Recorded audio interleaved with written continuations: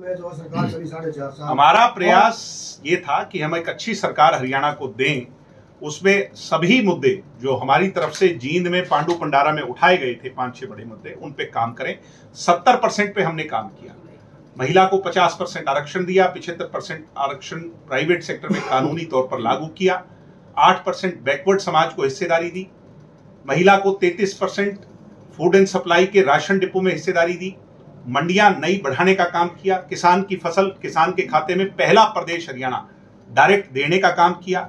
आज पंजाब में चले जाओ, राजस्थान में चले जाओ, जहां भी थोड़ा बहुत मंडी सिस्टम है, किसान रोते हैं। हरियाणा का किसान खुश है। जितना मुआवजा, आज मैं उचाना में था, लोगों ने कहा 2-4 हफ्ते दुष्यंत और रह जाता तो हमारा ये मुआवजा जरूर आ जाता। आज मुआवजा सबसे ज्यादा दिया तो दुष्यंत चौटाला ने दिलवाया। काम बहुत किए हैं। रोड की कनेक्टिविटी बहुत बढ़ाई है। नए हाईवेज जो हमारे जींद में नहीं निकलने थे, जो हमारा ये डवाली टू पानीपत का हाईवे है, ये दुष्यंत जी लेकर के आए हैं। और बहुत सारे प्रोजेक्ट्स हैं, बहुत सारी चीजें हैं। एक उप मुख्यमंत्री रहते हुए भूपेंद्र हुड्डा कहते थे ये झुंझुना है। उस झुंझुने की ताकत को बता दिया कि हुड्डा को ये कहना पड़ा मैं 3-4 समाज से उप मुख्यमंत्री बनाऊंगा। उप मुख्यमंत्री की ताकत का इल्म करवा दिया हरियाणा के 2 बार रहे हुए मुख्यमंत्री को। इसलिए अभी तो 20% में ये हुआ है। जिस दिन 100% ताकत दुष्यंत के हाथ में होगी, क्या से क्या होगा। इसलिए हमें अभी संघर्ष के दौर से गुजरना है। फिर से संघर्ष की उस आग में तपना है और आगे जरूर। क्या प्रतिक्रिया थी, क्यों उन्होंने ऊपर ठुकराया, क्या बात? उन्होंने ये कहा था कि आप लोग भाजपा के साथ मत जुड़िए, मेरे पास निर्दलीय नहीं है। इसका मतलब वो ये चाहते थे कि हम 15 साल से सरकार से बाहर थे, 5 साल और सत्ता से बाहर रहते, हमारा हाल कुलदीप बिश्नोई जैसा करना चाहते थे। तो कुलदीप बिश्नोई के साथ जो उन्होंने किया, दुष्यंत चौटाला इतना नासमझ नहीं है, मैच्योर पॉलिटिकल लीडर है। और उन्होंने अपनी मैच्योरिटी का ही प्रमाण दिया कि भूपेंद्र हुड्डा के ठुकराए जाने के बाद ऑफर, हमने भारतीय जनता पार्टी से बातचीत की और भारतीय जनता पार्टी ने जो ऑफर दिया था कि आपकी इन बातों को माना जाएगा, इसलिए ही हमने सहमति जताई। दिव्या जी, एक और महत्वपूर्ण सवाल है कि बीजेपी जिसको भी शामिल करती है, अमूल चर्चा आके उसको कहा जाती है। आपने कुलदीप बिश्नोई का नाम लिया। कुलदीप बिश्नोई एक समय था 90 टिकटें बांटते थे। राजनीतिक तौर पर कोई किसी को नहीं खा सकता, ये गलतफहमी दूर करें। वो कुलदीप जी की खुद की कोई कमी रही होगी, क्योंकि वो समय समय पर अपना पाला बदलते रहे, कहीं स्थायी नहीं हो पाए। आपको राजनीति में स्थायी होना पड़ेगा। आपको राजनीति के अंदर अपने काडर को ये नहीं कि आप रात को कहीं और सो रहे हैं तो सुबह कहीं और उठ रहे हैं, इसलिए स्थायी होना पड़ेगा। अब भी वो स्थायी हो जाएं। राजनीति में कोई किसी की पॉलिटिकल डेथ नहीं कर सकता, ये बहुत बड़ी गलतफहमी में। राजनीति में कोई खत्म नहीं होता over the period of time. ये हम कई बार कह देते हैं ये आदमी खत्म हो गया, राजनीति में कोई खत्म नहीं होता। सर, भाजपा के कमजोर और ताकतवर हो जाता है। भाजपा के वरिष्ठ नेता अमित शाह ने एक बात कही थी आप जसपा को लेके कि गठबंधन भले टूट गया लेकिन रिश्ते बरकरार है। उसके क्या मायने निकाले चिंता इसी बात की है, मायने क्या निकाले? गठबंधन टूटने के बाद भी कुछ नहीं कह रहे। वो इसलिए नहीं कह रहे कि जो मैसेज आप चाहते हैं वो चुप्पी से देना चाह रहे हैं। वो जुड़ाव मेरा सदैव रहेगा। और अभी आपने कहा कि भाई हम भाजपा को हराने के लिए करेंगे। लोग विधानसभा में भी यही कहा था कि हम भाजपा को जमुना पार, खट्टर को जमुना पार भेजने के लिए चुनाव लड़ रहे। तो क्या लोग भरोसा बिल्कुल किया था, तभी हमने चौधरी भूपेंद्र हुड्डा को पहला ऑफर दिया था। चौधरी भूपेंद्र हुड्डा हरियाणा के लिए दगाबाज निकले, तो इसमें मैं क्या कर सकता? वो मना करेंगे, मेरे से कोई ऑफर ही नहीं। वो कहते मैंने कहा कि उनका और मेरा एक दफे आमना सामना करवाओ।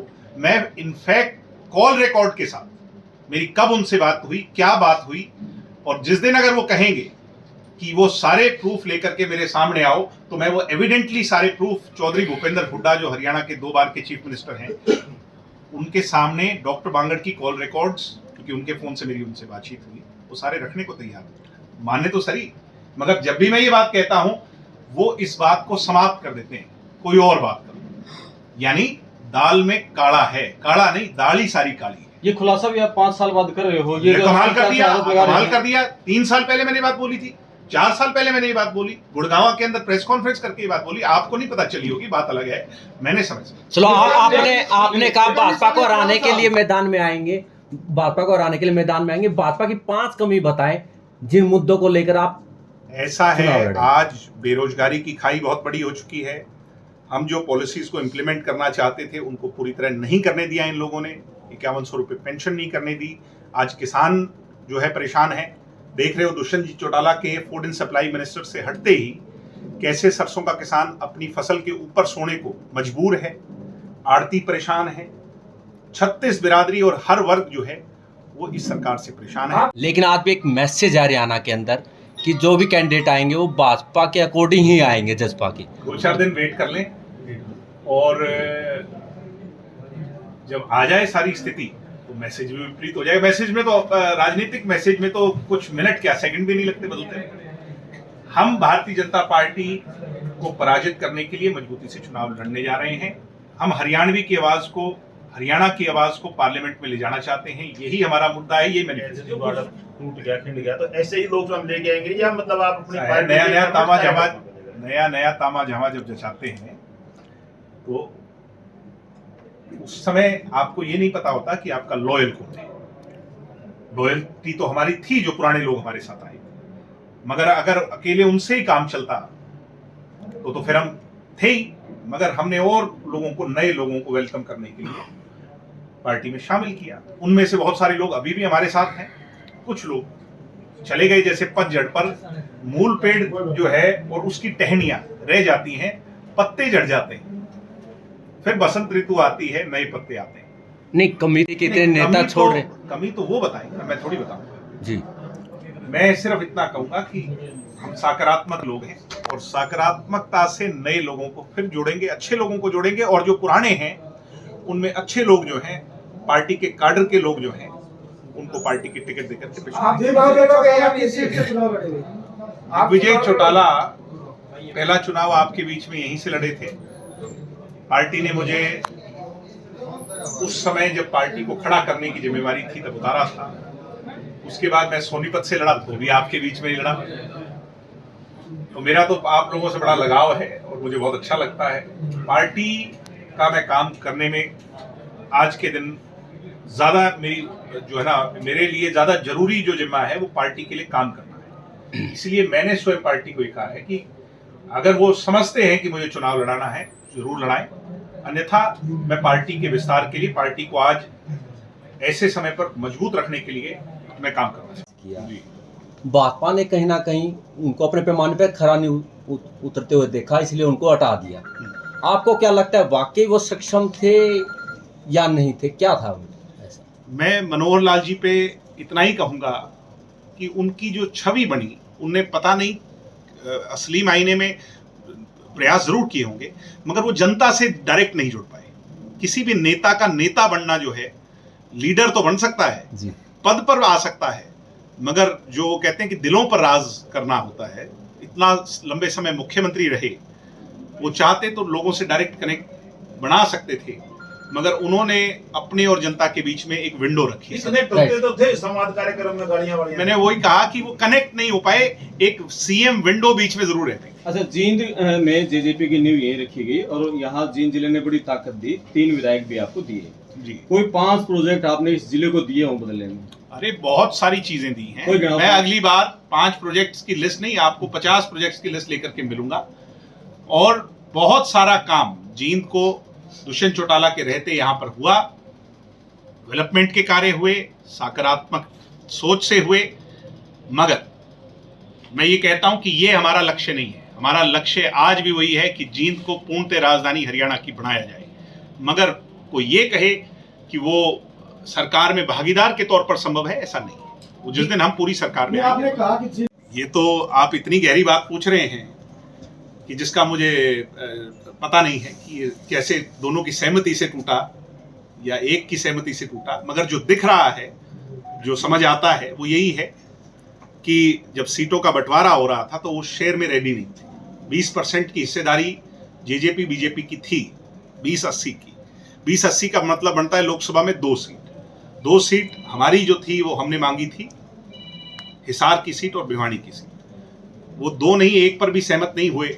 तो फिर 5100 वाली पेंशन पर दुष्यंत जी ने उनको कहा, वो उस पर भी सहमत नहीं हुए, तो गठबंधन टूटना तय था। नई सरकार, क्योंकि मुख्यमंत्री ने इस्तीफा दे दिया, तो नई सरकार में हम शामिल नहीं हुए, क्योंकि वो हमारी किसी बात पर राजी नहीं थी। आपका विरोध हो रहा है, ये बताओ सर। ऐसा है कि विरोध जो है हमारा विरोध करने वाले लोग कौन हैं।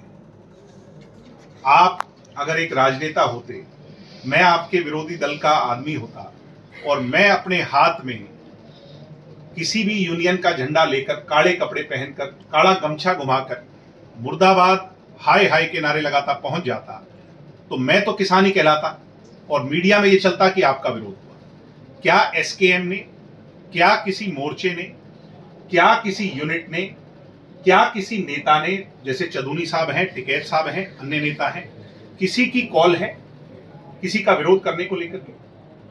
किसी भी गांव में हम जाएंगे, इस बात के लिए हमारे विरोधी भी तैयार रहें, या तो अपनी हरकतों से बाज आ जाएं, नहीं तो विरोध उनका भी होगा। कौन करवा रहे हैं? कौन करवा रहा है विरोध? कांग्रेस के लोग, इंडियन नेशनल लोकदल के लोग, और उनकी तस्वीरों के साथ ये बातें हमने उजागर भी कर दी, सोशल मीडिया पर छाप। आपने अभी इंडियन नेशनल लोकदल का नाम लिया। डॉक्टर अजय सिंह चौटाला ने पिछले दिनों कहा कि अगर बड़े चौटाला साहब ओम प्रकाश जी कहें तो हम एक होने को तैयार हैं। अभय सिंह उससे होता क्या है सर, होता क्या है, आपने मेरे से सवाल पूछा, आपका सवाल नहीं दिखाया जाएगा, मेरा जवाब दिखाया जाएगा। किसी पत्रकार ने भिवानी में उनसे पूछा, क्या ऐसा हो सकता है कि परिवार एक हो जाए? मेरे पिताजी सकारात्मक व्यक्ति हैं, उन्होंने कभी नकारा बात की ही नहीं। उन्होंने कहा जिन्होंने निकाला है अगर वो बुलाएंगे तो हम क्यों नहीं जाएंगे। मैंने उस समय मेरे पिता यानी चौधरी ओम प्रकाश चौटाला की बात को गले का हार मानकर स्वीकार लिया कि पार्टी से निकल जाओ, झंडा डंडा सब छोड़ जाओ। जो कहा मैंने वो किया, अब भी अगर वो कहेंगे तो मैं वो करूंगा।